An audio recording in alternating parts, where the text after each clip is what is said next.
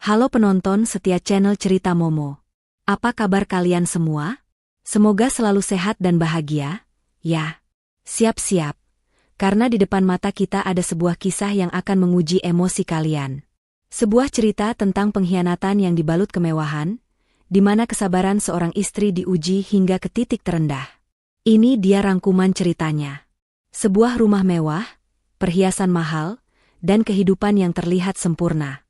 Namun, di balik semua itu, tersembunyi sebuah rahasia kelam. Suamiku diam-diam mengkredit semua kemewahan itu untuk selingkuhannya, dibantu oleh ibu mertua dan iparku. Mereka tidak tahu bahwa setiap cicilan yang mereka bayar, justru menjadi jebakan yang akan menjerat mereka. Dan aku hanya tertawa, karena sebentar lagi semua aset itu akan kembali kepadaku. Siapakah pemilik sebenarnya dari semua kemewahan itu?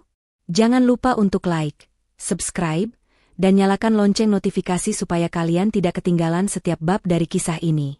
Dan seperti biasa, silakan komen nama dan asal kota kalian, serta ketik "hadir" di kolom komentar. Selamat menyaksikan. Kisah ini bermula dari sebuah rumah yang megah, tersembunyi di balik pagar tinggi berwarna hitam yang kokoh. Halaman depan yang luas, terawat dengan rapi, dihiasi taman-taman bunga yang selalu mekar. Di dalamnya, aku hidup bersama suamiku, Rangga, yang di mata dunia terlihat sebagai pria sempurna. Kami adalah pasangan idaman. Aku, Rani, seorang istri yang mencintai pekerjaannya sebagai desainer interior, dan Rangga, seorang pebisnis sukses yang selalu pulang membawa senyum dan cerita manis. Namun, tak ada yang tahu, di balik kemewahan itu, ada lubang kosong yang menggerogoti hatiku. Beberapa bulan terakhir, ada yang aneh dari Rangga. Dia sering pulang larut malam, jauh lebih larut dari biasanya. Setiap kali aku tanyakan, jawabannya selalu sama, meeting sama klien, sayang. Nada bicaranya terdengar meyakinkan, tapi sorot matanya yang tidak pernah berani menatapku membuatku ragu. Keraguan itu semakin dalam ketika aroma parfum perempuan tercium samar di kemejanya, bukan aroma parfum manis seperti milikku, melainkan wangi bunga melati yang menusuk hidung. "Kok pulang malam lagi, Mas?" tanyaku suatu malam, saat dia baru saja masuk ke kamar. Rangga sedikit terlonjak, seolah tak menyadari kehadiranku. "Oh, sayang, kamu belum tidur." Dia memaksakan senyum, lalu menghampiriku dan mengecup keningku sekilas. "Maaf, ya, pekerjaan lagi banyak-banyaknya." Tumben, parfumnya beda. Wangi melati, ucapku santai, sambil pura-pura menyentuh kerah kemejanya. Aku berharap dia jujur, berharap dia mengakui semuanya. Wajah Rangga langsung menegang. Dia buru-buru menepis tanganku dan bergegas ke kamar mandi. Itu parfum dari klien. Dia suka pakai parfum kayak gitu, jadi wanginya nempel. Jawabnya terbata. Aku mengangguk pelan, seolah percaya. Aku tahu, ada sesuatu yang disembunyikan Rangga, tapi aku tidak ingin memancing pertengkaran. Aku memilih diam, menunggu waktu yang tepat untuk mengungkapkan kebenaran yang mulai terasa pahit. Keraguanku semakin menjadi-jadi ketika Ibu Siti, mertuaku, dan Dina, adik iparku, datang berkunjung. Sikap mereka kepadaku berubah. Dulu, mereka sangat baik, menganggapku seperti putri sendiri. Tapi sekarang, pandangan mereka kepadaku seperti meremehkan. Mereka sering membisik-bisikan sesuatu saat mengobrol, dan tiba-tiba berhenti saat aku mendekat. "Bu, kenapa kok akhir-akhir ini Rangga sibuk banget, ya?" tanyaku pada Ibu Siti, saat kami sedang minum teh di teras belakang. Ibu Siti tersenyum aneh, senyum yang tidak sampai ke matanya. "Biasa, Ran. Laki-laki itu kalau sudah sukses ya wajar kalau sibuk. Kan semua buat kamu juga, buat keluarga." "Iya, Mbak. Lagian Mas Rangga kan memang pekerja keras," timpal Dina, sambil memainkan ponselnya. "Mbak Rani jangan curigaan terus. Ah, nanti Mas Rangga malah ilfil." Kata-kata Dina menusuk hatiku. Aku tahu, mereka bersekutu. Mereka tahu sesuatu yang tidak aku ketahui. Tapi aku tidak bisa berbuat apa-apa, aku tidak punya bukti. Saat itu, aku hanya bisa menelan kepahitan. Suatu sore, aku sedang membereskan jaket Rangga yang baru saja dia pakai. Ada selembar kertas terjatuh dari sakunya. Awalnya, Aku tidak terlalu peduli, tapi saat mataku menangkap tulisan, cicilan rumah, jantungku langsung berdebar kencang. Aku mengambil kertas itu, dan betapa terkejutnya aku saat membaca nama pemilik rumah yang tercantum di sana. Siska. Siapa Siska? Nama itu terasa asing di telingaku. Tanganku gemetar, tapi aku terus membaca. Tertera alamat lengkap sebuah rumah mewah di kawasan elit, dengan cicilan yang fantastis. Nilai cicilannya bahkan lebih besar dari cicilan rumah kami sendiri. Aku segera mengambil ponselku, memotret kertas itu, lalu menyimpannya kembali di saku jaket Rangga, persis di tempat semula. Sakit rasanya. Selama ini, aku hanya bisa menebak-nebak, tapi sekarang aku punya bukti. Aku tahu, Rangga punya rahasia, dan dia melibatkan Ibu Siti dan Dina di dalamnya. Sore itu juga, aku memutuskan untuk pergi ke alamat yang tertera di kertas cicilan itu. Jaraknya lumayan jauh, dan butuh waktu hampir 1 jam untuk sampai di sana. Begitu sampai, mataku terpana. Rumah itu jauh lebih besar, lebih modern, dan lebih mewah dari rumah kami. Mobil sport merah yang Rangga idam-idamkan terparkir di garasi. Jantungku berdebar kencang, tapi aku memaksa diriku untuk tetap tenang. Tiba-tiba, gerbang rumah terbuka. Seorang perempuan keluar. Dia sangat cantik, dengan rambut panjang tergerai, memakai gaun malam yang mahal. Mataku terpaku padanya. Itu bukan aku. Siapa perempuan itu? Tak lama kemudian, sebuah mobil datang, mobil Rangga. Dia keluar dari mobil dengan senyum lebar, senyum yang sudah lama tidak kulihat. Dia berjalan ke arah perempuan itu, memeluknya dengan mesra. Siska, sayang. Maaf aku telat, ucap Rangga, suaranya terdengar lembut dan penuh cinta. Perempuan itu adalah Siska. Hatiku remuk redam. Air mataku menetes tanpa bisa kutahan. Jadi selama ini, dia mengkhianatiku. Dia membohongiku. Semua alasan pekerjaan, semua senyum palsu, semua cicilan itu, semuanya untuk perempuan itu. Aku tidak langsung turun dari mobil, aku hanya diam, membiarkan sakit ini menyebar ke seluruh tubuhku. Aku melihat mereka masuk ke dalam rumah. Rasanya seperti mimpi buruk. Aku tidak bisa mempercayai apa yang kulihat. Rangga, suamiku, ayah dari anak-anak kami, membangun istana untuk perempuan lain. Aku memutuskan untuk tidak berbuat gegabah. Aku akan pulang, berpura-pura tidak tahu apa-apa, dan menyusun rencana. Aku akan membuat mereka menyesal. Sesampainya di rumah, aku langsung masuk ke kamar mandi, menghapus jejak air mata, dan mencoba untuk terlihat normal. Rangga belum pulang. Aku menunggu. Tepat pukul 9 malam, dia pulang. Kamu dari mana, Mas? Tanyaku saat dia masuk ke kamar. Rangga sedikit terkejut. Tadi habis makan malam sama klien. Maaf ya, sayang. Aku tidak membalas. Aku hanya tersenyum. Senyum yang sama, yang dia gunakan untuk membohongiku.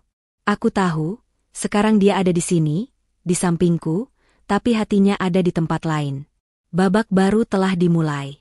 Babak di mana aku, sang istri yang dikhianati, akan bangkit dan menunjukkan siapa aku sebenarnya. Kisah ini adalah tentang sebuah pengkhianatan yang dibayar mahal. Rangga, Ibu Siti, dan Dina tidak tahu bahwa setiap cicilan yang mereka bayar adalah benang merah yang akan mengikat semua aset itu kembali padaku. Dan aku hanya tertawa, karena sebentar lagi, semua yang mereka miliki akan menjadi milikku. Malam itu, setelah Rangga terlelap pulas, aku bangkit dari tempat tidur dengan hati yang diliputi kegelisahan. Aku mengambil ponsel, menelusuri galeri foto untuk memastikan salinan bukti yang kutemukan di saku jaketnya masih tersimpan aman. Ya, foto kertas cicilan rumah atas nama Siska itu ada di sana, menjadi saksi bisu dari pengkhianatan yang baru saja kusaksikan. Aku tahu, sekarang bukan saatnya untuk menangis. Ini adalah waktunya untuk bertindak. Aku mengambil laptopku, dan dengan hati-hati mulai melakukan riset. Aku mencari tahu tentang Siska di media sosial. Tidak sulit menemukannya. Ada banyak akun dengan nama itu, tapi hanya satu yang foto-fotonya konsisten dengan deskripsi perempuan yang kulihat sore tadi. Postingan-postingannya dipenuhi foto-foto liburan mewah, tas-tas mahal, dan perhiasan berkilauan. Seringkali, Ada pria yang wajahnya disensor dalam foto-foto itu, tapi siluet tubuhnya sangat familiar. Begitu juga dengan arloji mahal yang melingkar di pergelangan tangannya. Itu adalah arloji pemberianku. Hatiku terasa seperti diremas. Jadi, semua hadiah yang kuberikan padanya, semua uang yang kukeluarkan untuk membeli barang-barang mahal itu, dia pakai untuk menemani wanita lain? Aku tidak peduli dengan uangnya, tapi rasa sakit karena dikhianati begitu dalam. Malam berganti pagi. Pagi itu, saat Rangga bergegas untuk pergi ke kantor, dia mencium keningku seperti biasa. Aku pergi dulu, sayang. Doakan meetingnya lancar ya, ucapnya. Aku hanya tersenyum. Hati-hati, Mas. Di dalam hatiku, aku tahu, meeting yang dimaksudnya bukanlah meeting bisnis, melainkan pertemuan rahasia dengan Siska. Beberapa hari kemudian, sebuah paket besar datang ke rumah. Paket itu dibungkus rapi, dengan label pengiriman dari toko perhiasan ternama di Jakarta. Hatiku berdebar. Nama penerimanya bukan namaku, melainkan Siska. Rangga yang kebetulan sedang berada di rumah langsung panik. Dia melihat kurir itu, lalu menatapku dengan wajah pucat. Itu paket buat klien, sayang. Minta tolong dikirim ke sini, ucapnya terbata-bata. Kok namanya Siska? Klienmu namanya Siska? Tanyaku, berpura-pura tidak tahu. Iya, klien baruku. Aku mau kasih dia kejutan. Jawabnya, mengambil paket itu dengan tergesa-gesa. Oh, begitu, aku mengangguk. Tumben kamu mau kirim hadiah sampai pakai nama dia. Rangga hanya tersenyum canggung. Dia bergegas membawa paket itu ke dalam kamarnya, menyembunyikannya dari pandanganku. Aku tahu, itu bohong. Aku tahu, paket itu berisi hadiah untuk selingkuhannya. Aku hanya bisa menahan napas, menahan emosi, dan terus berpura-pura bodoh. Di saat yang bersamaan, Bu Siti dan Dina datang berkunjung. Sikap mereka seperti biasa, penuh sandiwara. Mereka tersenyum manis, memuji masakanku, tapi mataku menangkap bisik-bisik mereka saat aku sedang di dapur. Gimana, Mas Rangga sudah kasih hadiahnya? Bisik Dina pada ibunya. Sudah. Tadi dia bilang mau ambil, jawab Ibu Siti. Aku lihat sendiri loh, dia sudah siapin uangnya. Cepat juga ya, bisa dapat hadiah secepat itu. Iya, Bu. Mas Rangga kan memang paling hebat, timpal Dina. Siska pasti senang banget. Suara mereka pelan, tapi telingaku dapat mendengarnya dengan jelas. Mereka membahas hadiah itu, hadiah yang seharusnya untukku, tapi malah diberikan pada Siska. Sore harinya, saat Rangga pergi, aku segera masuk ke kamar mereka. Aku tahu, Rangga menyembunyikan paket itu di dalam lemari bajunya. Aku membuka lemari itu dengan hati-hati. Dan benar saja, di pojok bawah, ada kotak berwarna merah marun. Aku membukanya.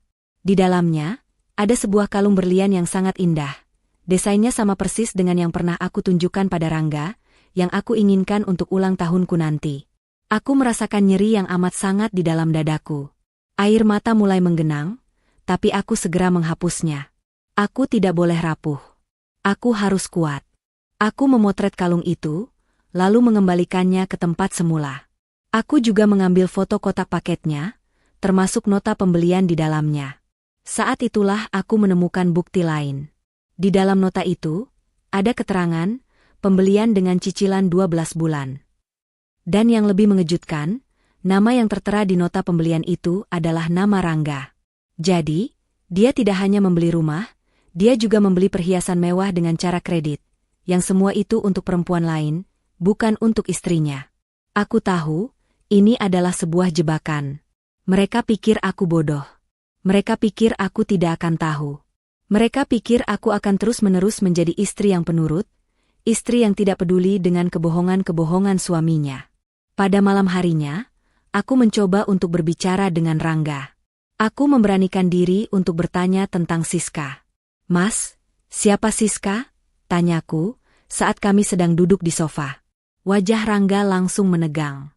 Siska? Siapa Siska? Kamu salah dengar, sayang. Nggak ada Siska, jawabnya, mencoba mengelak. Aku lihat cicilan rumah atas nama Siska, di saku jaketmu, ucapku, dengan suara yang bergetar. Rangga terdiam. Matanya membulat, dia menatapku dengan tatapan kosong. Dia tahu, dia sudah ketahuan. Rani, aku bisa jelaskan? Apa yang harus dijelaskan? Mas? Aku lihat sendiri kamu peluk dia di depan rumah barunya. Ucapku, tak bisa lagi menahan air mata. Aku lihat sendiri. Kamu kasih dia perhiasan mahal. Kamu kasih dia rumah mewah. Mas. Rangga tidak bisa berkata-kata. Dia hanya menunduk, tidak berani menatap mataku. Tak lama kemudian, pintu depan terbuka. Ibu Siti dan Dina datang. Mereka melihat kami yang sedang bertengkar. Ada apa ini? Kenapa ribut-ribut? Tanya Ibu Siti, dengan nada yang dibuat-buat khawatir. Ini, Bu. Mbak Rani sudah tahu semuanya. Jawab Rangga. Ibu Siti dan Dina saling pandang. Ekspresi wajah mereka berubah dari khawatir menjadi lega. Seolah-olah mereka telah menunggu-nunggu saat ini. Oh, jadi kamu sudah tahu, Rani? Tanya Ibu Siti, dengan nada sinis. Syukurlah. Jadi kami tidak perlu repot-repot lagi menyembunyikannya. Jadi, Bu, Ibu dan Dina tahu semua ini? Tanyaku, tidak percaya. Tentu saja. Kami yang mendukung Rangga, seru Dina, dengan bangga. Mas Rangga sudah terlalu lama terperangkap denganmu. Kamu tidak pantas mendapatkan suami seperti dia. Kenapa? Apa salahku? Tanyaku, dengan suara serak. Ibu Siti tertawa, tawa yang menusuk hatiku. Kamu pikir Rangga mencintaimu, Rani? Dia hanya bersamamu karena kamu adalah wanita yang penurut. Kamu tidak tahu apa-apa. Kami mendukungnya karena Siska jauh lebih pantas mendapatkan Rangga. Dia cantik, dia berkelas, dan dia bisa memberikan apa yang Rangga inginkan. Kata-kata mereka seperti pisau yang menghunus hatiku. Mereka tidak hanya mengkhianatiku, mereka juga merendahkanku. Aku hanya bisa diam, membiarkan air mataku mengalir. Tapi jauh di lubuk hatiku, ada api yang membara. Api amarah. Api balas dendam.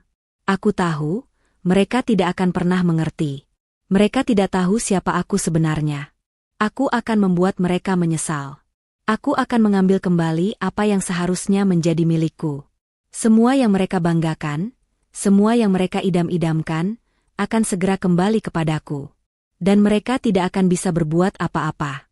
Setelah pengakuan yang menyakitkan dari Rangga, Bu Siti, dan Dina, suasana di ruang tamu menjadi sangat dingin. Aku duduk diam, menatap mereka satu persatu, berusaha mencari sisa-sisa empati di mata mereka, tapi tidak ada. Yang ada hanya sorot merendahkan, seolah aku adalah makhluk paling hina yang pernah mereka kenal. Mereka tidak tahu, di balik wajahku yang basah oleh air mata, ada badai yang sedang mengumpulkan kekuatannya. Kenapa kalian bisa sejahat ini? Suaraku bergetar, lebih karena menahan amarah daripada kesedihan. Selama ini aku sudah berusaha jadi istri yang baik. Aku tidak pernah menuntut apa-apa dari Mas Rangga. Kenapa kalian tega sekali? Rangga menunduk, tidak bisa menjawab. Namun, Bu Siti justru tertawa sinis. Istri baik katamu? Apa kamu pikir jadi istri yang hanya bisa diam dan menuruti itu sudah cukup? Kami butuh menantu yang selevel dengan Rangga. Yang bisa diajak ke acara-acara sosial, yang bisa mengangkat derajat keluarga. Dan kamu tidak bisa memberikan itu, Rani. Apa maksud ibu? Tanyaku bingung. Aku juga punya pekerjaan. Aku juga punya penghasilan. Penghasilanmu tidak seberapa, Rani, potong Dina dengan nada mengejek. Usaha desain interior? Itu cuma hobi. Coba lihat Siska. Dia itu wanita karir, punya koneksi di mana-mana, dan yang terpenting, dia cantik dan berkelas. Cocok dengan Mas Rangga. Hawa dingin menjalar di punggungku. Aku mulai sadar, ini bukan hanya masalah perselingkuhan. Ini adalah masalah status sosial. Mereka melihatku sebagai batu sandungan bagi kemajuan Rangga. Mereka pikir aku hanyalah wanita biasa, tidak punya apa-apa selain cinta tulus yang tak mereka hargai. Jadi, selama ini kalian merendahkanku karena alasan itu? Tanyaku, air mataku sudah mengering digantikan oleh amarah. Apa kalian tidak pernah berpikir bahwa di balik semua kesuksesan Mas Rangga, ada dukungan dariku? Ada pengorbanan yang kulakukan? Pengorbanan apa? Sahut Dina.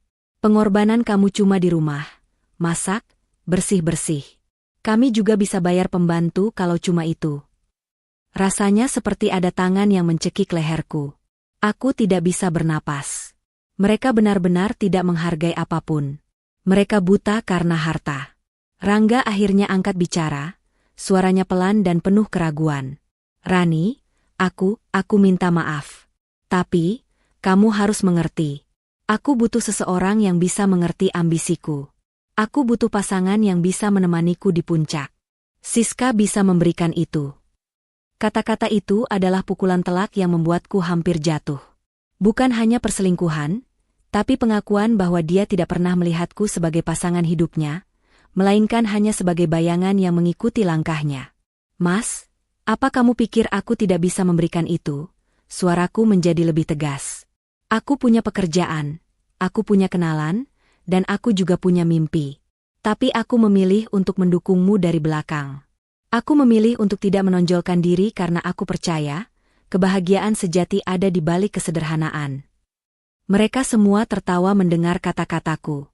Tawa yang penuh ejekan. Simpel sekali pemikiranmu, Rani, kata Bu Siti.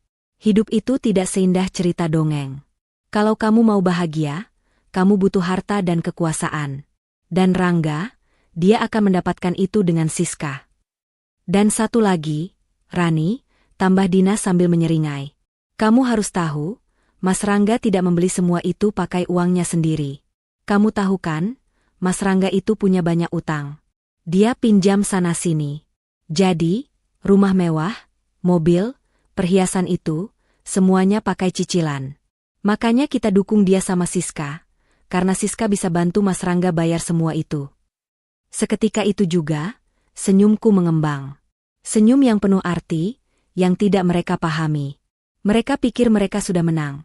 Mereka pikir mereka sudah membongkar kelemahan Rangga, tapi mereka tidak tahu, mereka baru saja memberikanku senjata yang sangat ampuh. Jadi, kalian semua bangga dengan ini? Tanyaku, kali ini dengan nada yang sangat tenang. Kalian bangga karena Mas Rangga harus berutang dan mengkredit semua itu untuk perempuan lain. Tentu saja, seru Dina. Itu namanya perjuangan. Kalau sudah sukses, semua cicilan itu tidak akan berarti apa-apa. Aku bangkit dari dudukku, berjalan ke arah mereka dengan langkah pasti. Mata mereka membulat melihat perubahan sikapku.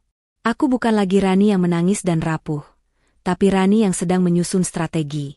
Baiklah, kalau begitu, ucapku, aku akan berikan semua kebahagiaan yang kalian inginkan. Aku akan memberikan jalan yang lapang untuk Mas Rangga dan Siska. Maksudmu? Tanya Rangga, bingung. Aku akan pergi, jawabku singkat. Kalian bisa memiliki semua yang kalian inginkan. Tapi ingat satu hal, Mas. Aku akan membawa semua yang seharusnya menjadi milikku. Dan aku akan pastikan, kalian akan menyesal seumur hidup. Rangga, Bu Siti, dan Dina tertawa terbahak-bahak mendengar ucapanku. Apa yang mau kamu bawa? Rani? Baju-baju lamamu? Jangan sok-sokan, deh, ejek Dina. Kalian akan tahu nanti. Jawabku, tidak ingin menjelaskan lebih jauh. Aku hanya akan katakan satu hal. Setiap cicilan yang kalian bayar, adalah benang merah yang akan mengikat semua aset itu kembali padaku. Semua yang kalian ambil dari belakangku, akan kembali padaku dengan cara yang jauh lebih menyakitkan. Malam itu, aku meninggalkan rumah itu dengan satu koper kecil. Aku tidak membawa apapun selain beberapa pakaian dan laptopku. Mereka menganggapku bodoh, mengira aku akan jatuh miskin dan merana. Mereka tidak tahu, koper kecil itu menyimpan rahasia besar yang akan menghancurkan mereka. Rangga, Bu Siti, dan Dina berdiri di depan pintu, tertawa puas melihatku pergi. Selamat tinggal, wanita bodoh, kata Bu Siti, sambil melambaikan tangan. Aku tidak menoleh.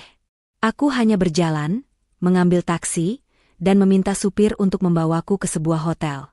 Di dalam taksi, aku mengeluarkan ponselku dan melihat lagi foto-foto yang kuambil. Foto kertas cicilan rumah Siska, foto kalung berlian, dan foto-foto Rangga dan Siska yang kuambil diam-diam dari media sosial. Aku juga membuka sebuah file di laptopku yang selama ini aku sembunyikan. Itu adalah file rahasia yang berisi data-data keuangan Rangga, termasuk semua utangnya. Ternyata, Rangga tidak hanya berutang untuk rumah dan perhiasan Siska. Dia juga berutang untuk bisnisnya. Bisnis yang selama ini ia katakan sukses, ternyata hanya sebuah ilusi. Dia hidup di atas tumpukan utang, dan selama ini aku tidak tahu. Senyumku mengembang lagi. Mereka pikir mereka pintar, mereka pikir mereka bisa menipuku. Tapi mereka tidak tahu. Sejak awal aku sudah tahu tentang utang-utang Rangga. Aku diam karena aku menunggu waktu yang tepat. Aku diam karena aku tahu, sebuah rencana besar harus disusun dengan matang. Dan sekarang, waktu itu telah tiba. Aku akan membuat mereka menyesal. Aku akan mengambil kembali semua yang seharusnya menjadi milikku. Bukan hanya harta benda, tapi juga martabatku sebagai seorang istri. Aku akan menunjukkan kepada mereka siapa sebenarnya Rani. Dan mereka akan segera tahu bahwa mereka baru saja mengusir wanita yang sebenarnya adalah kunci dari semua kekayaan mereka. Aku tiba di hotel, memasuki kamar, dan langsung duduk di meja kerja. Aku membuka laptopku, mulai menghubungi pengacaraku, Faris, dan meminta dia untuk datang menemuiku. Aku akan menceritakan semuanya kepadanya, dan kami akan menyusun rencana untuk menghancurkan mereka. Malam itu, aku tidak tidur. Aku tidak merasa lelah. Yang ada hanya energi yang membara, energi untuk bangkit, dan menunjukkan kepada mereka semua, bahwa aku bukanlah wanita yang bisa mereka remehkan. Ini adalah awal dari sebuah pembalasan yang akan mereka ingat seumur hidup. Malam itu, di kamar hotel yang sunyi, aku tak bisa memejamkan mata. Otakku terus berputar, menyusun setiap detail rencana. Bukan hanya tentang pembalasan, tapi juga tentang masa depanku. Aku tidak akan membiarkan pengkhianatan ini menghancurkanku. Pukul 2 pagi, ketukan pelan terdengar di pintu. Aku segera membuka, dan di sana sudah berdiri Faris, pengacaraku, yang juga sahabat baikku sejak kuliah. Wajahnya terlihat lelah, tapi matanya memancarkan kesetiaan yang tak tergoyahkan. Rani, kamu baik-baik saja? Tanyanya, suaranya penuh kekhawatiran saat melihat mataku yang sembab. Aku baik, Faris, jawabku. Hanya lelah. Kami duduk di meja makan kecil di sudut ruangan. Aku menuangkan kopi panas untuknya, lalu mulai menceritakan semua. Tentang Rangga, Siska, Ibu Siti, dan Dina. Aku ceritakan tentang cicilan rumah, perhiasan, dan bagaimana mereka semua menertawakanku saat aku pergi. Faris mendengarkan dengan saksama, sesekali dia mengangguk, sesekali dia mengepalkan tangannya. Setelah aku selesai, dia mengambil napas dalam-dalam. Aku tidak bisa percaya Rangga setega itu, ucapnya. Dan keluarganya, mereka benar-benar keterlaluan. Aku tahu, Faris, jawabku. Tapi aku tidak akan tinggal diam. Aku tidak akan membiarkan mereka menang. Aku menyerahkan laptopku kepadanya. Ini, Faris. Semua datanya ada di sini. Faris membuka laptopku, matanya membesar saat melihat file-file keuangan yang sudah kusiapkan. Rani, ini. Ya. Rangga tidak hanya berutang untuk Siska. Ucapku, suaraku menjadi dingin. Bisnis yang dia bangga-banggakan itu ternyata dibangun di atas tumpukan utang. Dia pinjam sana-sini. Dan yang paling penting, semua aset atas nama perusahaannya, termasuk mobil, dan beberapa properti lainnya sudah dijaminkan atas namaku. Karena aku yang memberikan modal awal untuk bisnisnya. Faris menatapku, matanya dipenuhi rasa takjub. Rani, kamu menyembunyikan ini. Aku mengangguk. Aku memang menyembunyikan ini. Sejak awal, aku tahu Rangga suka mengambil keputusan gegabah. Jadi, aku minta dia untuk menjaminkan semua aset perusahaannya kepadaku. Sebagai jaminan, kalau dia tidak bisa mengembalikan modal. Dia pikir itu cuma formalitas. Dia pikir itu cuma untuk jaga-jaga kalau perusahaannya bangkrut. Tapi, kenapa kamu tidak pernah cerita kalau kamu punya uang sebanyak ini? Tanya Faris. Kamu bahkan tidak pernah terlihat memakai barang-barang mahal. Selama ini kamu hidup sederhana. Itu yang membuat mereka meremehkanku, Faris, jawabku sambil tersenyum. Mereka pikir aku wanita biasa, yang hanya punya cinta tulus untuk suaminya. Mereka tidak tahu, Aku adalah pemilik dari perusahaan yang jauh lebih besar dari milik Rangga. Rangga hanya menjalankan bisnisku, dengan modal dariku. Bahkan beberapa proyek besar yang dia dapatkan, sebenarnya adalah koneksi dari perusahaan milikku. Hanya saja, aku tidak pernah memberitahunya. Faris terdiam, mencerna semua informasi itu. Lalu, dia tersenyum. Jadi, selama ini, kamu adalah sang penguasa yang tidak terlihat. Aku mengangguk. Ya, aku memilih untuk hidup sederhana. Aku ingin Rangga mencintaiku apa adanya, bukan karena harta. Aku ingin Rangga dan keluarganya menyayangiku karena aku adalah Rani, bukan karena aku kaya. Tapi mereka gagal, Rani, ucap Faris, penuh penyesalan. Ya, mereka gagal. Dan sekarang, mereka harus membayar mahal atas kegagalan itu, jawabku, mataku menyala dengan tekad. Aku sudah muak dengan permainan mereka. Mereka pikir aku adalah mangsa yang lemah. Sekarang, aku akan tunjukkan siapa sang penguasa yang sebenarnya. Kami menghabiskan sisa malam itu dengan menyusun rencana. Faris adalah pengacara cerdas. Dia tahu celah-celah hukum yang bisa kami manfaatkan. Kami akan memulainya dengan mengajukan gugatan cerai. Tapi itu hanyalah awal. Rencana utamanya adalah mengambil kembali semua aset yang dimiliki Rangga, termasuk rumah mewah dan perhiasan Siska, karena semuanya dibeli dengan uang yang berasal dari modal yang kuberikan. Keesokan harinya, Faris mulai bekerja. Ia mengajukan gugatan cerai dan permintaan sita jaminan atas semua aset Rangga. Kami menyertakan semua bukti yang aku miliki, surat-surat perjanjian, bukti transfer modal, dan bahkan bukti cicilan rumah dan perhiasan Siska. Beberapa hari kemudian, ponselku berdering. Nomor Rangga. Aku tidak mengangkatnya. Lalu, nomor Bu Siti dan Dina juga menelepon. Aku tetap mengabaikannya. Aku tahu, mereka pasti sudah menerima surat panggilan dari pengadilan. Mereka pasti kaget, dan sekarang mereka panik. Aku mendapatkan pesan dari Dina. Mbak Rani, maksud surat itu apa? Kenapa Mas Rangga digugat cerai? Dan kenapa asetnya mau disita? Apa kamu gila? Aku hanya membalas singkat, kalian akan tahu nanti. Mereka tidak bisa diam. Mereka datang ke hotel tempatku menginap. Mereka mengetuk pintu kamarku dengan sangat keras. Aku tahu itu mereka, tapi aku tidak mau membukanya. Aku ingin mereka merasakan sedikit panik dan kebingungan. Rani, buka pintunya. Jelaskan semua ini, teriak Bu Siti dari luar. Aku hanya tersenyum. Aku melihat keluar jendela. Terlihat dari kejauhan, mobil Rangga terparkir di depan. Bu, cepat panggil resepsionis. Bilang ada orang gila, teriak Dina. Aku tetap diam. Aku tahu, mereka tidak akan menyerah begitu saja. Tapi aku tidak akan memberikan mereka apa-apa.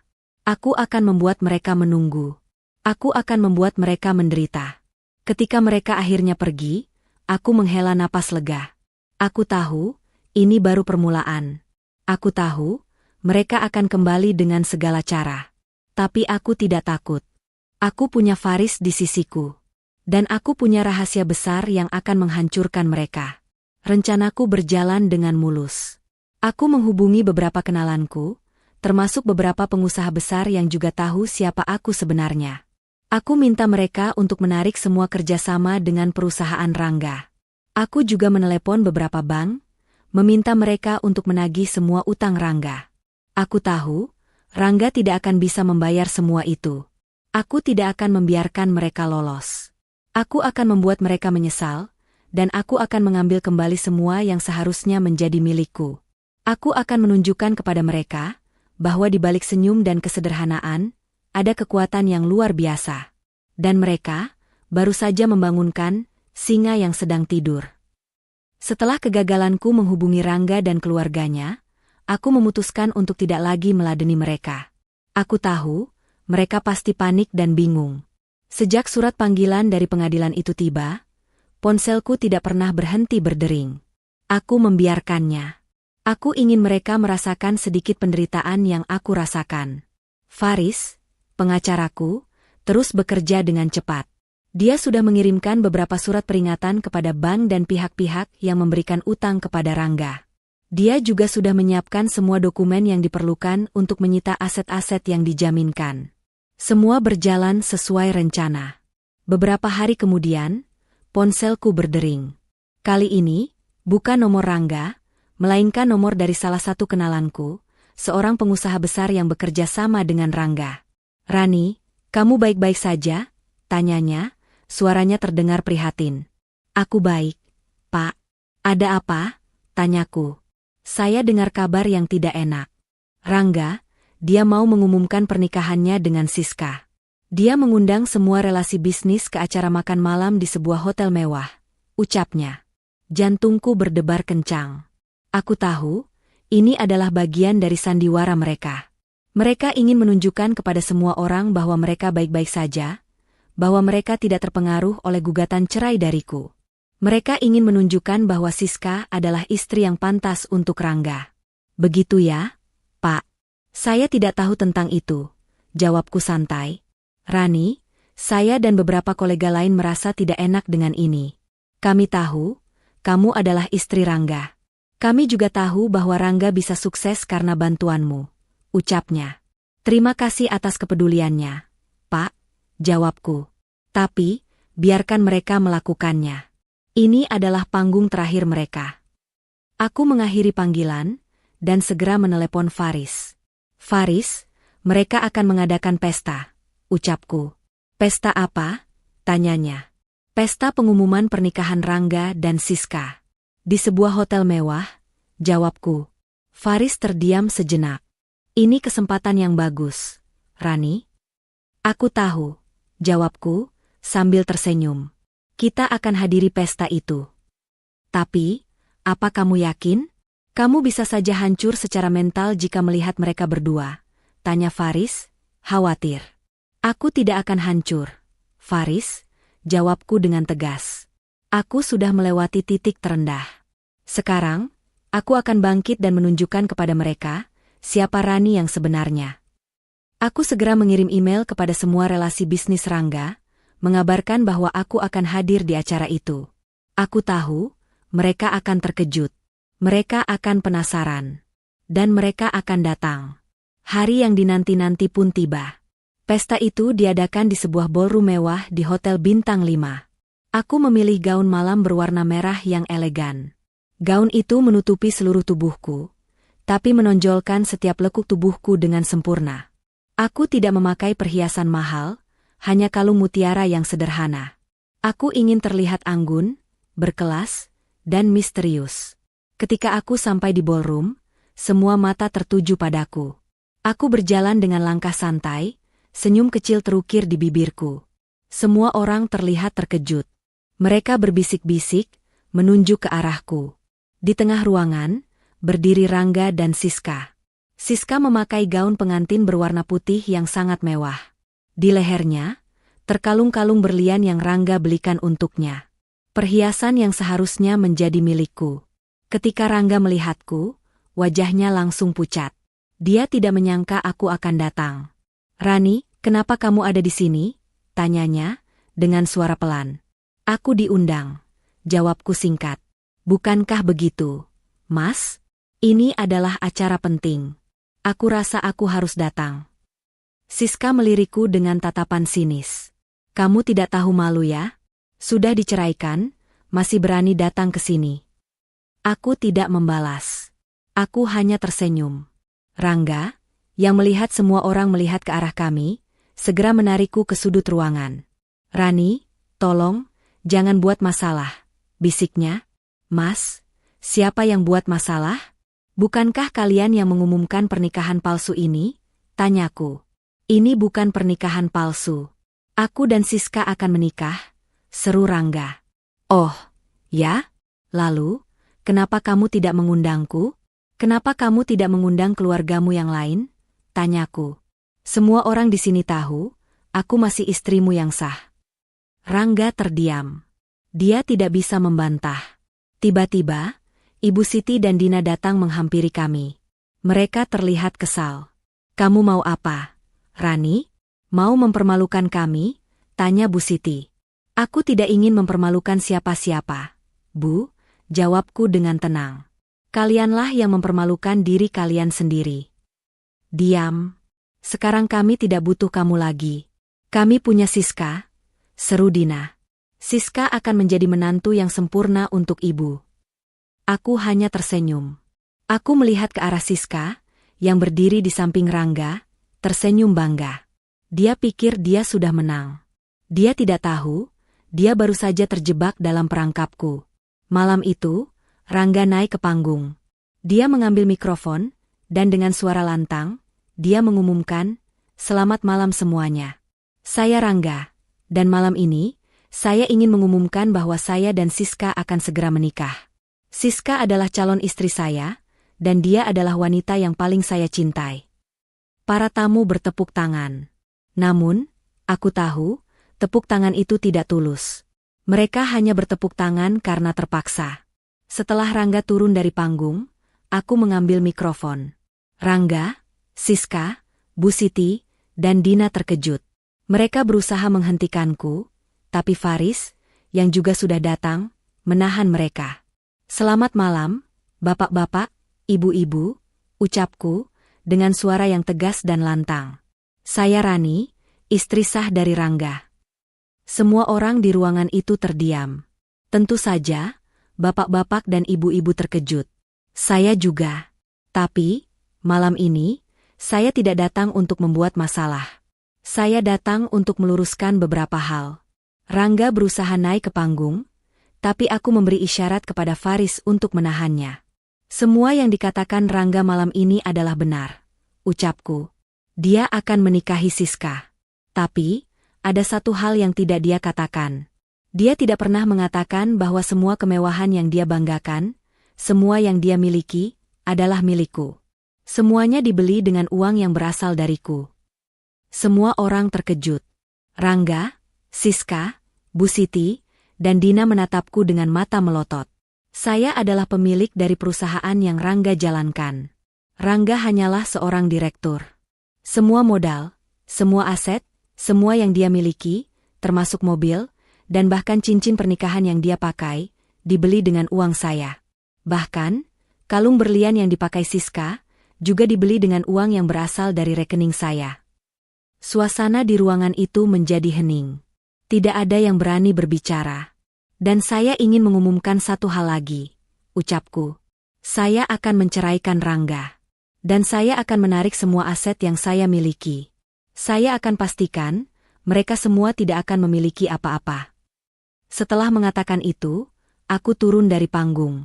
Aku menatap mata Rangga, Siska, Bu Siti, dan Dina. Aku melihat ketakutan di mata mereka. Mereka tidak tahu, ini adalah panggung terakhir mereka. Dan aku akan menjadi penonton yang paling puas. Setelah pengumuman mengejutkan di atas panggung, suasana pesta yang semula meriah berubah menjadi sunyi mencekam. Semua mata kini beralih dari Rangga dan Siska ke arahku. Bisik-bisik mulai terdengar, tapi kali ini bukan lagi bisikan mengejek, melainkan bisikan penuh kebingungan dan rasa ingin tahu. Wajah Rangga, Siska, Bu Siti, dan Dina memucat pasi. Mereka tidak menyangka aku akan berani melakukan ini, apalagi di depan semua relasi bisnis mereka. Rangga berusaha naik ke panggung, tapi Faris dengan sigap menghadangnya. "Jangan buat masalah, Rangga," bisik Faris, matanya tajam. "Kamu tahu Rani tidak main-main." Rangga menatapku, matanya dipenuhi kemarahan dan ketakutan. "Rani, kamu gila. Apa maksudmu bicara seperti itu? Kamu mau mempermalukanku di depan semua orang?" Aku tidak menjawab.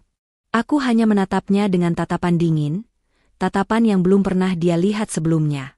Tatapan yang mengatakan, permainan sudah berakhir. Siska, yang semula berdiri angkuh, kini menggenggam erat lengan Rangga. "Mas, dia bohong. Jangan dengarkan dia," serunya. "Oh, benarkah?" ucapku, suaraku terdengar lantang. Aku mengambil sebuah flash disk dari tas tanganku. Semua bukti ada di sini. Salinan dokumen perjanjian, bukti transfer uang, dan bahkan rekaman pembicaraan yang kalian lakukan. Kamu merekam kami?" tanya Dina, wajahnya ketakutan. "Tentu saja," jawabku, sambil tersenyum sinis. Sejak awal, aku tahu ada yang tidak beres. Jadi, aku pasang beberapa kamera tersembunyi di rumah. Aku tahu semua yang kalian lakukan. Bu Siti tidak bisa berkata-kata. Dia hanya berdiri mematung, menatapku dengan mata kosong. Tiba-tiba, seorang pria parubaya, salah satu relasi bisnis Rangga, menghampiriku. Rani, apa yang kamu katakan itu benar? Apa benar Rangga bekerja untukmu? Aku mengangguk. Ya, Pak. Sejak awal, saya yang memberikan modal untuk bisnis Rangga. Dia hanyalah direktur, bukan pemilik. Bahkan, beberapa proyek besar yang dia dapatkan, itu semua berkat koneksi saya. Hanya saja, saya tidak pernah memberitahu siapa-siapa. Pria itu menggelengkan kepalanya. Saya tidak percaya. Selama ini, kami mengira Rangga adalah seorang pengusaha sukses yang memulai dari nol. Ternyata, dia hanya boneka. Dia lebih dari sekadar boneka, Pak, jawabku. Dia adalah boneka yang berani mengkhianati pemiliknya. Suasana semakin ricuh. Para tamu mulai berbisik-bisik. Beberapa dari mereka mengambil ponsel, memotret kejadian itu. Rangga, yang sudah tidak bisa menahan amarah, mencoba menerjangku. Tapi Faris segera menahannya. Tenang, Rangga. Kamu tidak akan bisa lolos dari ini, bisik Faris. Rani, aku tidak percaya kamu setega ini, seru Rangga. Aku sudah mencintaimu, aku sudah. Cinta? Potongku, tawa sinis keluar dari bibirku. Cinta apa yang kamu bicarakan, Mas? Kamu mencintaiku, tapi di saat yang sama kamu mengkredit rumah dan perhiasan untuk Siska? Kamu mencintaiku, tapi kamu biarkan keluargamu merendahkanku? Kamu pikir aku bodoh? Siska, yang sudah tidak bisa menahan amarah, mencoba mendekatiku. Dasar wanita jalang. Kamu sudah merebut semua kebahagiaanku. Kebahagiaan apa yang kamu bicarakan, Siska? Tanyaku. Kebahagiaan yang kamu dapatkan dari uang suamiku? Kebahagiaan yang kamu dapatkan dari air mata seorang istri? Kamu tidak pantas mendapatkan Rangga, serunya. Dan kamu pikir kamu pantas? Tanyaku. Kamu pantas mendapatkan pria yang berani mengkhianati istrinya? Pria yang membeli semua kemewahan dengan utang? Kamu pikir kamu akan bahagia dengannya? Siska, kamu salah. Semua ini bohong. Dia bohong, teriak Siska, histeris. Aku tidak membalas. Aku hanya berjalan ke arahnya, dan dengan lembut, aku menyentuh kalung berlian di lehernya. Kamu tahu, kalung ini sangat cantik. Tapi, tahukah kamu, kalung ini dibeli dengan cicilan 12 bulan. Dan cicilan itu akan segera dibayarkan olehku. Siska terdiam. Matanya membulat. Kamu pikir kamu pintar, Rangga? Tanyaku, menatap matanya. Kamu pikir dengan mengkredit semua itu atas namamu, aku tidak akan bisa menyentuhnya? Kamu salah. Semua aset itu, termasuk rumah dan perhiasan ini, sudah dijaminkan atas namaku. Karena aku yang memberikan modal untuk bisnismu. Rangga tidak bisa berkata-kata. Dia hanya bisa berdiri mematung, menatapku dengan tatapan kosong. Sekarang, aku akan mengambil semua yang seharusnya menjadi milikku. Ucapku, suaraku terdengar tegas. Aku akan menceraikanmu, Rangga. Dan aku akan pastikan, kamu, Siska, Ibu Siti, dan Dina, tidak akan memiliki apa-apa. Kalian akan kehilangan segalanya, termasuk martabat kalian. Setelah mengatakan itu, aku berbalik dan berjalan keluar dari ballroom. Faris mengikutiku dari belakang. Kami meninggalkan mereka semua, berdiri di sana, di tengah keramaian, dengan rasa malu dan penyesalan yang mendalam. Aku tidak lagi merasa sedih. Aku tidak lagi merasa marah. Yang ada hanya rasa lega yang luar biasa. Aku telah mengungkapkan kebenaran, dan aku telah menunjukkan kepada mereka siapa sang penguasa yang sebenarnya. Ini adalah awal dari sebuah babak baru dalam hidupku. Suasana di ballroom malam itu benar-benar kacau. Setelah aku dan Faris pergi, semua mata tertuju pada Rangga, Siska, Bu Siti, dan Dina. Bisik-bisik yang semula hanya samar-samar kini berubah menjadi percakapan terbuka. Beberapa relasi bisnis yang selama ini menghormati Rangga sebagai pengusaha sukses, kini menatapnya dengan pandangan meremehkan. Mereka merasa ditipu. Mereka merasa dibohongi. Siska, yang semula berdiri dengan anggun, kini menangis histeris. Ia tidak menyangka semua kemewahan yang ia dapatkan selama ini adalah sebuah kebohongan. Ia melihat kalung berlian di lehernya, yang semula ia banggakan, kini terasa seperti tali yang menjerat lehernya. Ia mencopotnya dengan kasar dan melemparnya ke lantai. Ini semua bohong. Kalian semua bohong, teriak Siska pada Rangga, Bu Siti, dan Dina. Siska, tenang dulu, kata Rangga, mencoba menenangkan. Tenang? Bagaimana aku bisa tenang? Kamu bilang kamu kaya. Kamu bilang kamu punya segalanya. Tapi ternyata kamu cuma penipu. Kamu cuma boneka wanita gila itu, teriak Siska. Ibu Siti dan Dina hanya bisa terdiam. Mereka tidak menyangka rencana mereka akan hancur secepat ini. Mereka yang selama ini membanggakan Rangga, kini harus menanggung malu di depan semua orang. Beberapa tamu mulai meninggalkan ballroom. Mereka tidak ingin terlibat lebih jauh dalam drama keluarga itu. Sebagian lainnya memilih untuk tetap tinggal, menanti kelanjutan dari cerita yang tidak pernah mereka bayangkan sebelumnya. Sementara itu, di luar hotel, aku dan Faris masuk ke dalam mobil. Aku menghela napas lega. Aku tidak lagi merasakan beban di hatiku. Semua yang selama ini kupendam, kini telah keluar. Rani, kamu luar biasa, ucap Faris, sambil menatapku dengan kagum. Kamu berhasil membuat mereka hancur tanpa harus mengeluarkan satu kata pun. Aku hanya tersenyum. Faris, ini belum berakhir. Ini baru permulaan. Keesokan harinya, aku memulai langkah pertamaku. Aku meminta Faris untuk mengirimkan surat pemberitahuan kepada Rangga, bahwa semua aset perusahaan, termasuk rumah yang kami tinggali, akan segera disita. Aku juga menelepon beberapa bank dan meminta mereka untuk segera menagih semua utang Rangga. Rangga, yang sudah tidak memiliki kuasa lagi, hanya bisa pasrah. Dia mencoba menghubungiku, tapi aku tidak pernah mengangkatnya. Dia mencoba datang ke hotel tempatku menginap, tapi aku meminta resepsionis untuk tidak mengizinkannya masuk. Beberapa hari kemudian, aku mendapatkan kabar dari Faris. Rani, mereka sudah diusir dari rumah, ucapnya. Rumah itu sudah disita oleh bank karena cicilannya tidak dibayar. Jantungku berdebar kencang. Aku tahu, ini adalah konsekuensi dari perbuatan mereka. Mereka yang selama ini bangga memiliki rumah mewah, kini harus kehilangan segalanya. Aku memutuskan untuk datang ke rumah itu. Aku ingin melihat dengan mataku sendiri. Ketika aku sampai di sana, rumah itu sudah kosong.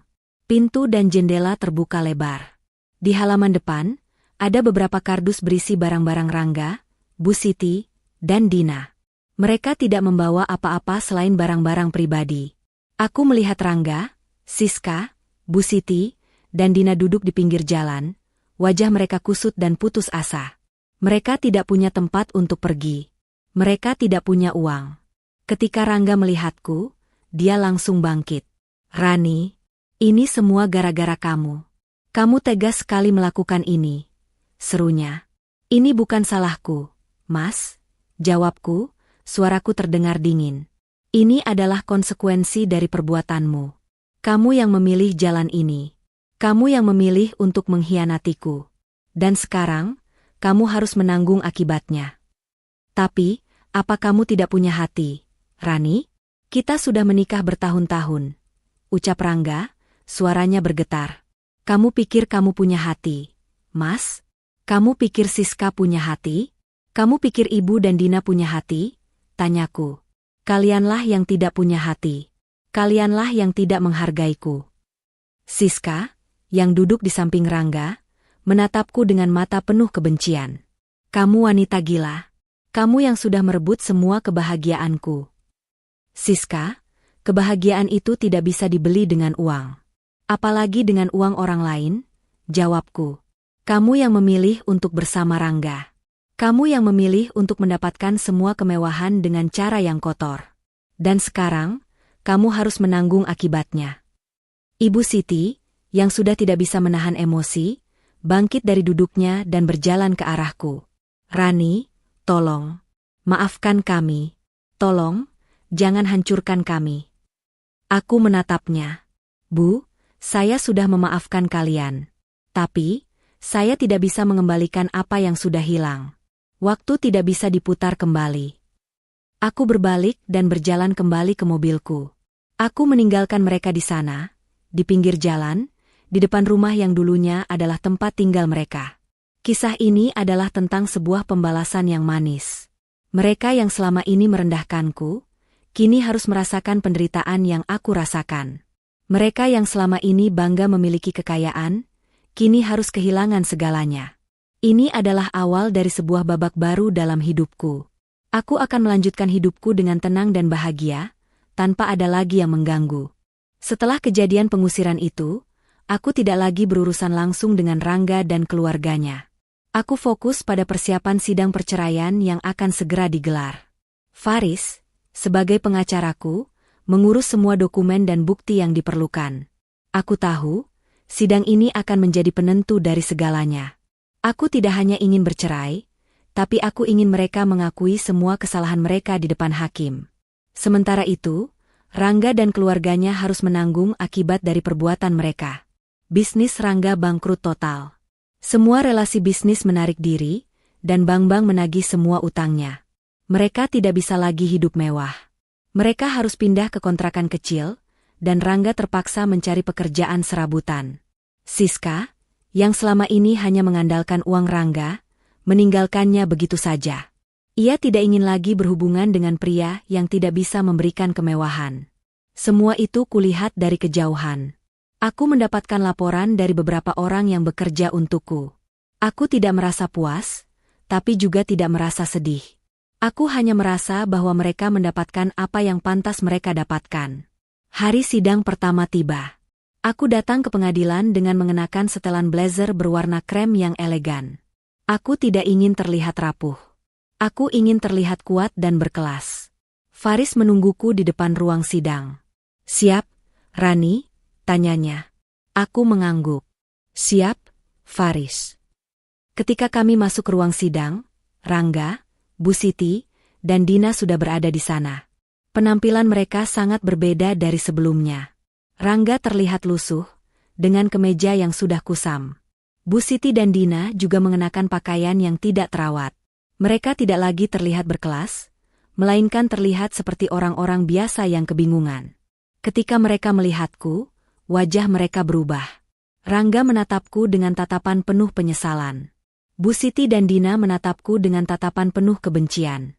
Hakim mulai membacakan gugatan cerai. Faris memaparkan semua bukti yang kami miliki. Bukti perselingkuhan Rangga, bukti cicilan rumah dan perhiasan untuk Siska, bukti transfer modal dari rekeningku ke rekening Rangga, dan bukti bahwa semua aset perusahaan Rangga dijaminkan atas namaku. Rangga, yang semula terlihat tenang, mulai gelisah. Ia tidak menyangka aku akan memiliki bukti sebanyak itu. "Terdakwa, apa yang Anda katakan atas semua bukti ini?" tanya hakim. Rangga terdiam. Ia tidak bisa menjawab. "Terdakwa, Anda tidak bisa diam saja. Ini adalah pengadilan. Kami butuh jawaban dari Anda," kata hakim. Rangga melihat ke arah Bu Siti dan Dina. Mereka juga tidak bisa membantunya. "Baiklah, saya akan bicara," ucap Rangga, suaranya terdengar pelan. Saya mengakui semua kesalahan saya." Semua orang di ruangan itu terkejut. Bu Siti dan Dina menatap Rangga dengan mata melotot. "Mas, apa yang kamu lakukan?" bisik Dina. Rangga tidak memedulikan mereka. Ia terus bicara. "Saya memang mengkhianati istri saya. Saya memang membangun sebuah rumah dan membeli perhiasan untuk wanita lain. Saya juga mengakui bahwa semua aset perusahaan saya, termasuk rumah dan mobil, dijaminkan atas nama istri saya." Hakim mengangguk. "Kalau begitu, semua yang dikatakan oleh penggugat adalah benar." "Ya, Yang Mulia," jawab Rangga, matanya berkaca-kaca. "Semua itu benar." Ibu Siti dan Dina tidak bisa menahan emosi mereka. "Mas Rangga, kamu gila. Kamu mengakui semua itu. Kamu mau kita hancur?" teriak Bu Siti. Hakim mengetuk palu.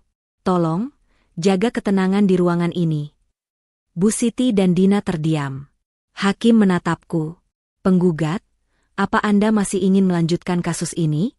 Mengingat terdakwa sudah mengakui semua kesalahannya. Aku berdiri. Ya, Yang Mulia. Saya ingin melanjutkan. Saya ingin semua aset yang seharusnya menjadi milik saya, dikembalikan kepada saya. Hakim mengangguk. Baik. Kalau begitu, pengadilan memutuskan bahwa semua aset perusahaan Rangga akan disita dan dikembalikan kepada Rani. Dan, Rangga dan Rani resmi bercerai. Ruang sidang menjadi hening. Aku tidak merasa puas. Aku tidak merasa senang. Aku hanya merasa lega. Akhirnya, semua ini berakhir. Setelah sidang selesai, aku berjalan keluar. Rangga, Bu Siti, dan Dina mengikutiku. Rani, tolong. Berikan kami kesempatan kedua, ucap Rangga, suaranya penuh penyesalan. Aku menyesal. Aku menyesal sudah mengkhianatimu. Aku menatapnya. Mas, penyesalan itu tidak bisa mengembalikan waktu. Kamu sudah menghancurkan kepercayaanku. Kamu sudah menghancurkan cintaku. Dan sekarang, kamu harus menerima konsekuensinya. Tapi, apa kamu tidak bisa memaafkan kami? Tanya Bu Siti, air matanya menetes. Bu, saya sudah memaafkan kalian. Tapi, saya tidak bisa melupakan. Jawabku. Saya sudah memberikan kalian segalanya. Tapi kalian tidak pernah menghargainya. Dina, yang selama ini terlihat angkuh, kini menunduk. Mbak Rani, maafkan aku. Aku bodoh. Aku tidak tahu apa-apa. Aku hanya tersenyum. Aku tidak membalas. Aku tidak ingin lagi terlibat dengan mereka. Aku hanya ingin pergi dan melanjutkan hidupku. Kisah ini adalah tentang sebuah pembalasan yang manis. Mereka yang selama ini meremehkanku, kini harus merasakan penderitaan yang aku rasakan. Mereka yang selama ini bangga memiliki kekayaan, kini harus kehilangan segalanya. Ini adalah awal dari sebuah babak baru dalam hidupku. Aku akan melanjutkan hidupku dengan tenang dan bahagia, tanpa ada lagi yang mengganggu. Setelah sidang perceraian selesai, aku merasa seperti beban besar telah terangkat dari pundakku. Aku tidak lagi terikat dengan Rangga, tidak lagi terikat dengan keluarga yang selama ini merendahkanku. Aku merasa bebas. Aku memutuskan untuk memulai hidup baru, jauh dari semua kenangan pahit itu. Aku kembali ke rumah yang dulunya kami tempati. Rumah itu sudah dibersihkan, dan semua barang-barang Rangga, Bu Siti, dan Dina sudah tidak ada. Aku memutuskan untuk merenovasi rumah itu. Aku akan mengubahnya menjadi rumah impianku, rumah yang mencerminkan siapa aku sebenarnya. Aku akan mengganti semua perabot lama, mengecat ulang dinding, dan mendekorasi ulang setiap ruangan. Aku ingin rumah ini menjadi tempat yang nyaman dan penuh kebahagiaan. Selama proses renovasi, aku juga fokus pada bisnisku. Aku kembali ke kantor, kembali bertemu dengan klien-klienku, dan kembali merancang proyek-proyek baru. Aku tidak lagi bekerja di belakang layar. Aku memutuskan untuk tampil di depan, menunjukkan kepada semua orang, siapa sang penguasa yang sebenarnya. Bisnisku berkembang pesat. Aku mendapatkan banyak proyek besar, dan namaku semakin dikenal di kalangan pengusaha. Aku tidak hanya sukses dalam bisnis, tapi aku juga sukses dalam hidup. Aku menjadi wanita yang mandiri, kuat, dan berkelas. Suatu hari, aku mendapatkan kabar dari Faris. Rani, Rangga, Bu Siti, dan Dina mereka pindah dari kontrakan mereka, ucapnya. Kemana? Tanyaku.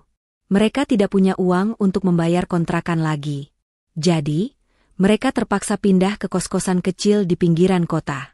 Rangga sekarang bekerja serabutan, dan Bu Siti, dia harus bekerja sebagai buruh cuci, jawab Faris. Jantungku berdebar kencang. Aku tidak menyangka mereka akan jatuh secepat ini. Aku tidak merasa senang, tapi juga tidak merasa sedih. Aku hanya merasa, ini adalah konsekuensi dari perbuatan mereka. Aku memutuskan untuk tidak lagi memikirkan mereka. Aku fokus pada kehidupanku yang baru. Aku menghabiskan banyak waktu dengan sahabat-sahabatku, dan aku juga mulai melakukan hobi-hobi lamaku, seperti melukis dan berkebun. Hidupku terasa lengkap. Aku tidak butuh pria untuk bahagia. Aku bahagia karena aku bisa menjadi diriku sendiri. Suatu malam, Aku mendapatkan telepon dari Siska. Awalnya aku tidak mau mengangkat, tapi aku penasaran. Aku mengangkatnya. Halo? Suaraku terdengar dingin. Rani, ini Siska. Suaranya terdengar serak. Aku mau minta maaf. Aku terdiam. Minta maaf untuk apa? Tanyaku. Untuk semuanya. Untuk semua kebohongan, untuk semua kejahatan yang kami lakukan padamu, jawabnya. Aku menyesal, Rani. Aku menyesal sudah merebut Rangga dari kamu. Aku menyesal sudah berbohong dan menyakiti kamu. Kenapa kamu baru minta maaf sekarang? Siska? Kenapa kamu tidak minta maaf saat kamu masih bahagia dengan Rangga? Tanyaku. Karena aku bodoh. Aku pikir kebahagiaan itu bisa dibeli dengan uang. Tapi aku salah. Jawabnya, suaranya mulai bergetar. Aku meninggalkan Rangga. Aku tidak mau lagi berurusan dengannya. Dia sudah miskin. Dia tidak bisa lagi memberikan apa yang aku inginkan. Aku menghela napas. Siska, aku sudah memaafkan kamu. Tapi, aku tidak bisa melupakan. Aku tidak bisa mengembalikan apa yang sudah hilang. Aku menutup telepon. Aku tidak ingin lagi berurusan dengan Siska. Aku tahu, ia hanya ingin kembali ke kehidupannya yang lama, kehidupan yang penuh kemewahan. Tapi aku tidak akan pernah memberikannya. Keesokan harinya, aku pergi ke panti asuhan. Aku memutuskan untuk menyumbangkan sebagian besar kekayaanku. Aku ingin membantu anak-anak yang tidak seberuntung aku. Aku ingin memberikan mereka kesempatan untuk hidup yang lebih baik. Di panti asuhan, aku bertemu dengan seorang anak perempuan kecil bernama Bunga. Dia sangat pintar dan lucu. Kami langsung akrab. Aku memutuskan untuk menjadi orang tua asuhnya. Aku akan memberikan semua yang ia butuhkan, dan aku akan memastikan ia tumbuh menjadi wanita yang kuat dan mandiri. Hidupku terasa lengkap. Aku tidak lagi merasa kosong. Aku punya pekerjaan yang aku cintai, aku punya sahabat-sahabat yang setia, dan aku punya Bunga, anak yang aku sayangi. Aku tidak butuh pria untuk bahagia. Aku bahagia karena aku bisa menjadi diriku sendiri. Aku tahu, ini adalah akhir dari sebuah babak dalam hidupku. Tapi, ini juga adalah awal dari sebuah babak baru. Babak yang penuh dengan kebahagiaan, kedamaian, dan cinta. Aku tidak akan pernah melupakan masa laluku. Tapi, aku akan menjadikannya pelajaran untuk hidupku di masa depan. Aku akan terus maju, dan aku tidak akan pernah menyerah. Waktu berlalu begitu cepat. 2 tahun telah berlalu sejak aku resmi bercerai dengan Rangga. Hidupku kini jauh lebih tenang, damai, dan penuh makna. Bisnisku semakin maju. Aku menjadi pengusaha yang sangat dihormati di industri, dan yang paling penting, hubunganku dengan Bunga, anak asuhku, semakin erat. Dia adalah sumber kebahagiaan baruku, pengingat bahwa hidup selalu memberikan kesempatan kedua. Aku tidak lagi peduli dengan uang atau kemewahan. Aku hanya peduli pada ketenangan batin dan kebahagiaan yang sesungguhnya. Suatu sore, saat aku sedang berkebun di halaman belakang, telepon rumah berdering. Nomor yang tidak dikenal. Aku mengangkatnya, dan suara yang familiar menyapa telingaku. Halo, Rani? Jantungku berdebar kencang. Itu suara Rangga. Suara yang dulu sering kudengar, kini terdengar sangat berbeda. Lelah, serak, dan penuh kesedihan. Aku terdiam. Ada apa? Tanyaku dingin. Rani, aku ingin bertemu denganmu. Ada yang ingin aku bicarakan, ucapnya. Untuk apa? Kita sudah tidak ada hubungan apa-apa lagi. Rangga, jawabku. Tolong, Rani, kali ini saja. Aku hanya ingin minta maaf. Aku hanya ingin berbicara. Aku menyesal. Suaranya bergetar. Aku menghela napas. Aku tahu, aku tidak bisa lari dari masa laluku selamanya. Aku harus menghadapinya. Aku harus mendengarkannya. Baik. Di kafe dekat kantormu dulu. Besok sore. Aku menutup telepon, dan kembali berkebun. Aku tahu, pertemuan ini akan menjadi pertemuan yang sulit. Tapi, aku harus kuat. Aku harus menunjukkan kepadanya, bahwa aku bukanlah Rani yang dulu. Keesokan harinya, aku datang ke kafe itu.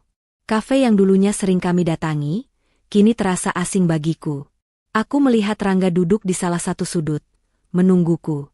Penampilannya sangat berbeda. Rambutnya acak-acakan, kemejanya kusut, dan matanya terlihat lelah. Ia tidak lagi terlihat seperti Rangga yang dulu ku kenal, Rangga yang gagah dan berkelas.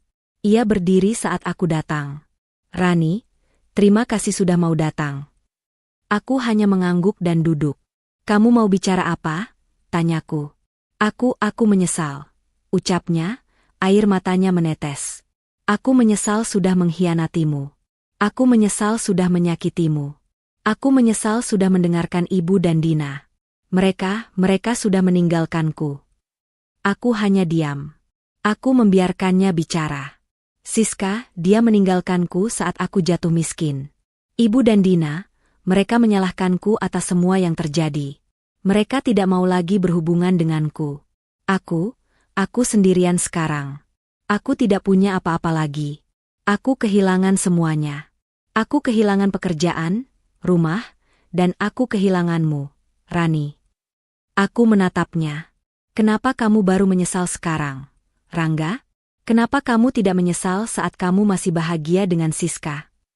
"Karena aku bodoh," jawabnya. "Aku pikir kebahagiaan itu bisa dibeli dengan uang. Aku pikir kebahagiaan itu bisa kudapatkan dengan Siska. Tapi aku salah. Aku salah besar." "Lalu, kamu ingin apa dariku?" tanyaku. Aku ingin kamu kembali, Rani," ucapnya, suaranya bergetar. "Aku ingin kita kembali seperti dulu.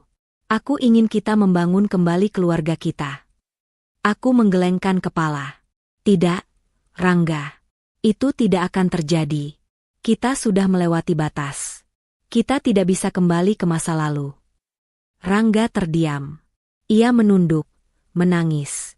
Aku tahu aku tidak pantas mendapatkanmu.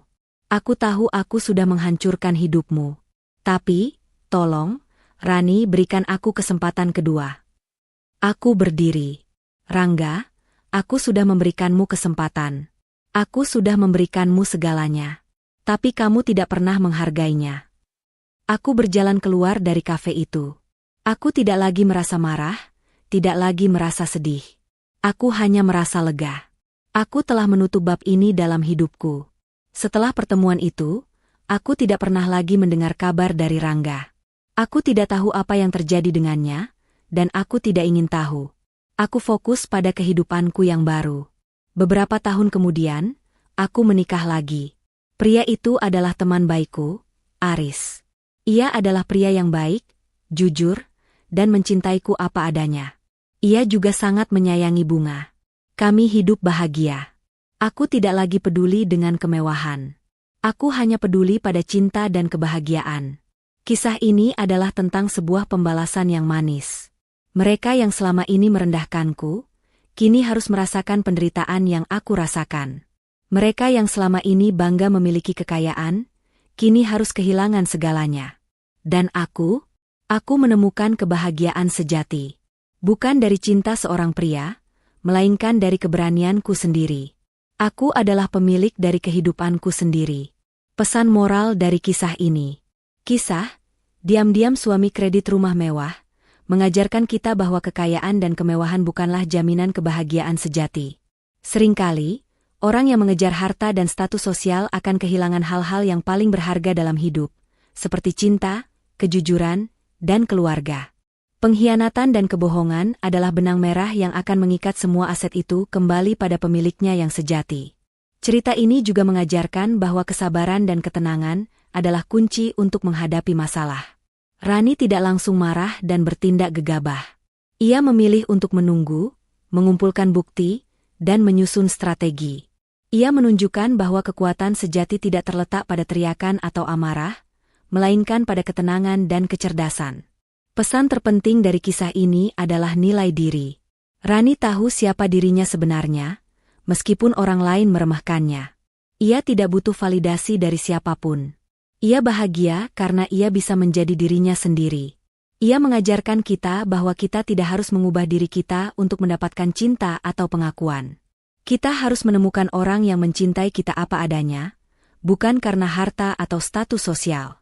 Dan yang terpenting, Kebahagiaan sejati berasal dari dalam diri kita sendiri.